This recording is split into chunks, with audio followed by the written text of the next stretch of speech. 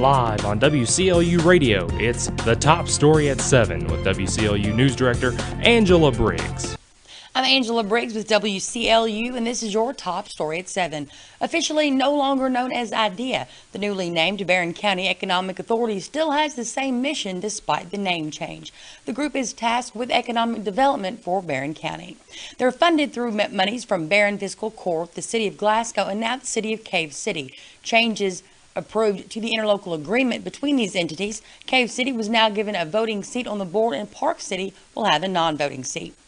The board has been discussing the possibility of hiring JYB3, a lobbying firm which Iacone says would pay dividends. Board member Jackie Brown told WCLU News that he felt the board's dollars could be better spent elsewhere, especially right here at home.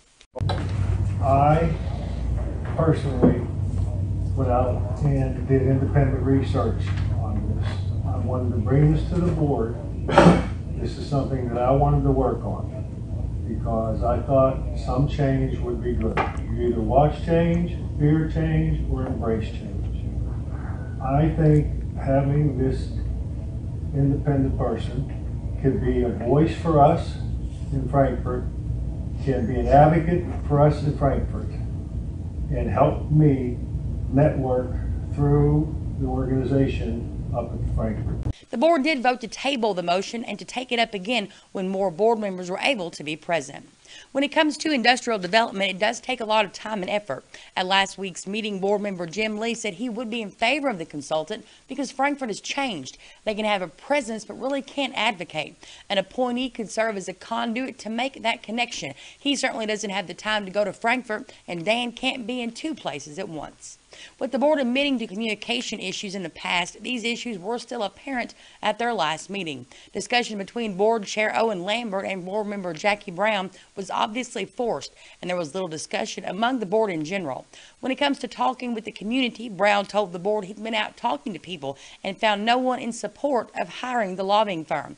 Lambert wrapped up the meeting by saying that no board member should be out surveying the community on behalf of the entire group, though he did not mention Brown specifically. Iacone's often stuck between a rock and a hard place when it comes to keeping the board in the loop on what he's doing, because as executive director, much of his work is behind the scenes and due to confidentiality agreements off the record. Iacone said that currently he has 6 active projects going, but couldn't share the details in an open meeting. Should those details get out, other cities could try and step in, offer better packages or more incentives. In regular business, the board approved a resolution lining out the details of the giving of 4 acres to QMS, a business that will soon begin construction in Glasgow. Financing will come from South Central Bank. The board also approved their agreement with U.S. Bank. Iacone thanked the group, who gives the agency office space at no cost and has done so for years. The board also approved several changes to their policies and procedures. Moving forward, Owen Lambert, the board chair, Vice Chair Scott Young, and board member Jackie Brown will be able to sign checks on behalf of the group, and anything over $4,000 will require 2 signatures. For the past 10 years, Taylor Polson and Companies handled the group's audits. Lambert said they had been particularly dedicated to the group, and the board voted to continue using the organization.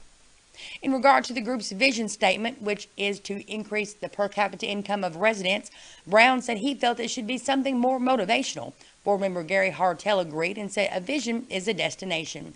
Brown had drafted a new statement, which is to create and maintain the economic vibrancy necessary for assuring a quality that bonds our communities and powers Barron County. That new vision statement was approved by the board.